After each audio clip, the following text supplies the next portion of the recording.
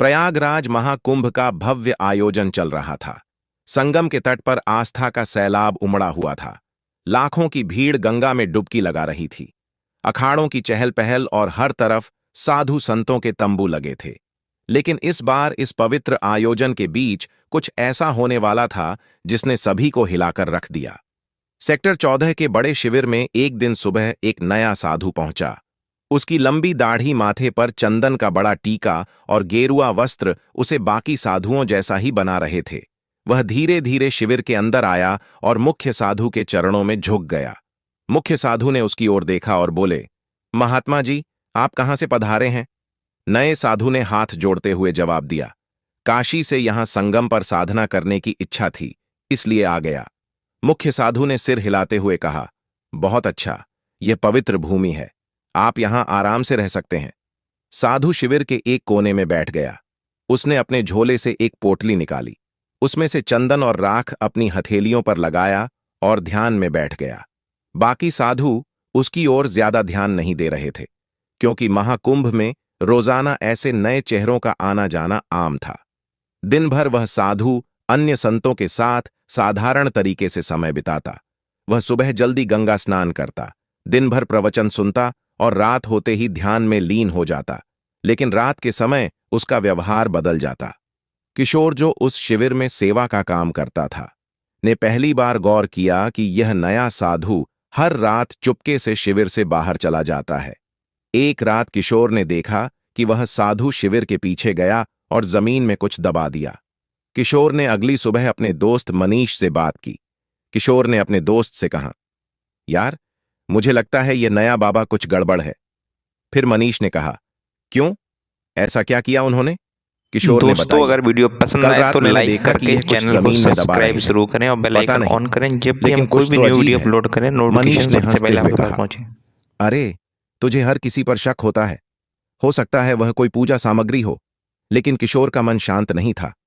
उसने तय किया कि वह इस साधु पर नजर रखेगा। उसी दिन प्रयागराज पुलिस को एक गुमनाम कॉल आया। कॉलर ने बताया कि महाकुंभ में एक आतंकवादी साधु के भेष में छुपा हुआ है। सुनकर पुलिस तुरंत सतर्क हो गई। इंस्पेक्टर राजीव शर्मा, जो महाकुंभ की सुरक्षा के प्रमुख थे, ने अपनी टीम को अलर्ट कर दिया। इंस्पेक्टर राजीव, हमें हर शिविर की जांच करनी होगी। किसी भी संदिग्ध गतिविधि को नजरअंदाज नहीं किया जाएगा, खासकर नए चेहरों पर ध्यान दो। कर दी पुलिस। इस बीच सेक्टर 14 के शिविर में वह नया साधु सामान्य तरीके से दिन बिता रहा था, लेकिन रात को उसकी हरकतें जारी थीं। एक रात किशोर ने देखा कि साधु झोले से एक कागज और छोटा उपकरण निकाल रहा था। वह झोला लेकर शिविर से बाहर चला गया। किशोर ने साहस जुटाया और उसका पीछा किया। साधु सीधे गंगा घाट के पास गया, जहां उसने एक व्यक्ति से मुलाकात की और दूसरे साधु से कहा, सब कुछ योजना के अनुसार चल रहा है, कोई शक नहीं हुआ है। अनजान व्यक्ति बहुत अच्छा, बस सही वक्त का इंतजार करो। फिर किशोर ने इन दोनों की बातचीत दूर से सुनी और अपने फोन से इसे रिकॉर्ड करने की कोशिश की, लेकिन वह बहुत डर गया था। अगले दिन उसने यह बात मुख्य साधु को बताई। मैंने उसे कल रात किसी अजनबी से बात करते देखा। मुख्य साधु ने गंभीरता से कहा, यह बहुत गंभीर बात है, हमें पुलिस को सूचित करना चाहिए। फिर किशोर ने हिचकते हुए कहा, अगर वह दोषी निकला तो मुख्य साधु यह जोखिम उठाने लायक नहीं है। ऐसा करते हैं, आज रात उसकी हरकतों को फिर से देखते हैं। अगली रात किशोर ने और मुख्य साधु ने तय किया कि वे उस संदिग्ध साधु पर नजर रखेंगे। किशोर ने अपना फोन तैयार रखा और मुख्य साधु ने शिविर के कुछ अन्य साधुओं को भी अलर्ट कर दिया। रात का समय था, सब सोने की तैयारी कर रहे थे। साधु फिर से अपनी झोली लेकर शिविर से निकला। साधु गंगा किनारे के एक सुनसान घाट पर पहुंचा, जहां वही व्यक्ति मौजूद था जिससे वह पहले भी मिला था। अनजान व्यक्ति ने पूछा, तुमने जो कहा था वह काम पूरा कर लिया? साधु ने उत्तर दिया, हां, उपकरण सही जगह पर सेट कर दिए गए हैं, बस एक आदेश का इंतजार है। मुख्य साधु और किशोर यह सुनकर चौंक गए। किशोर ने इस बातचीत को रिकॉर्ड कर लिया। मुख्य साधु ने धीरे से किशोर से कहा, तुरंत पुलिस को बुलाओ। किशोर ने पुलिस को कॉल किया और उन्हें सारी जानकारी दी। इंस्पेक्टर राजीव शर्मा और उनकी टीम तुरंत हरकत में आ गई। इंस्पेक्टर राजीव ने कहा, हमें इस संदिग्ध साधु को रंगे हाथों पकड़ना होगा। अगर वह सच में आतंकवादी है तो वह कोई बड़ा खतरा बन सकता है। पुलिस ने घाट की ओर जाने वाले सभी रास्तों को घेर लिया। कुछ जवान वेश बदलकर वहां पहुंचे ताकि साधु को उन पर शक ना हो। साधु और उसका साथी अभी भी बातचीत में व्यस्त थे। साधु ने कहा, यह आखिरी चरण है, बस जैसे ही भीड़ सबसे ज्यादा होगी हमें कार्रवाई करनी है। अनजान व्यक्ति ने उत्तर दिया, यह हमला सबके लिए एक बड़ा संदेश होगा। कोई सोच भी नहीं सकता कि महाकुंभ जैसी जगह को निशाना बनाया जा सकता है। पुलिस टीम ने सही का इंतजार किया। जैसे ही साधु ने अपने झोले से एक और उपकरण निकाला, पुलिस ने उन्हें घेर लिया। इंस्पेक्टर राजीव ने कहा, हाथ ऊपर करो, पुलिस से बचने की कोशिश मत करना। साधु और उसका साथी हड़बड़ा गए। साधु ने भागने की कोशिश की, लेकिन पुलिस ने उसे पकड़ लिया। झोले की तलाशी ली गई तो उसमें विस्फोटक उपकरण और कुछ नक्शे मिले। पुलिस ने तुरंत साधु और उसके साथी को गिरफ्तार कर लिया। पूछताछ में पता चला कि वह एक अंतर्राष्ट्रीय आतंकी संगठन का सदस्य था।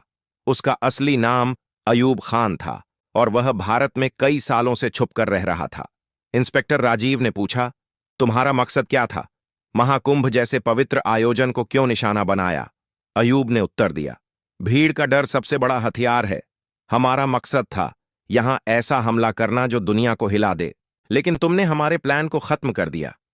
पुलिस को साधु के झोले और शिविर के आसपास लगाए गए उपकरणों से बड़े हमले की योजना के सबूत मिले। अगले दिन प्रयागराज पुलिस ने मीडिया को बताया कि महाकुंभ में एक बड़ा आतंकी हमला टल गया।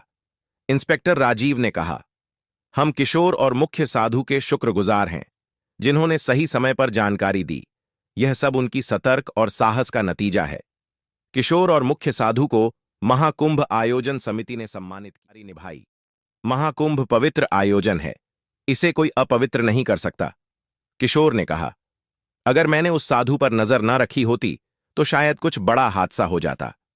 इस घटना ने सभी को सतर्क कर दिया कि आस्था के ऐसे बड़े आयोजनों में सुरक्षा और जागरूकता कितनी महत्वपूर्ण है। इस घटना के बाद महाकुंभ के आयोजकों और सुरक्षा एजेंसियों ने सुरक्षा व्यवस्था को और मजबूत किया। सभी शिविरों में नियमित जांच और निगरानी बढ़ा दी गई ताकि भविष्य में ऐसी किसी भी घटना की पुनरावृत्ति न हो। श्रद्धालुओं को भी सतर्क रहने और किसी भी संदिग्ध गतिविधि की सूचना तुरंत पुलिस को देने की सलाह दी गई। महाकुंभ जैसे विशाल आयोजनों में सुरक्षा चुनौतियां हमेशा रहती हैं, लेकिन प्रशासन और जनता के सहयोग से इन चुनौतियों का सफलतापूर्वक सामना किया जा सकता है। इस घटना ने यह साबित कर दिया कि सतर्कता और सामूहिक प्रयासों से बड़े खतरे को टाला जा सकता है। प्रिय दर्शकों, यदि आपको हमारा कंटेंट पसंद आया है और आप ऐसी ही और कहानियां सुनना चाहते हैं, तो कृपया हमारे चैनल कथा मंथन को सब्सक्राइब करें। आपके सब्सक्रिप्शन से हमें प्रेरणा मिलती है और हम आपके लिए और भी रोचक कहानियां ला सकते हैं। साथ ही नए वीडियो की सूचना पाने के लिए बेल आइकन दबाना न भूलें। धन्यवाद।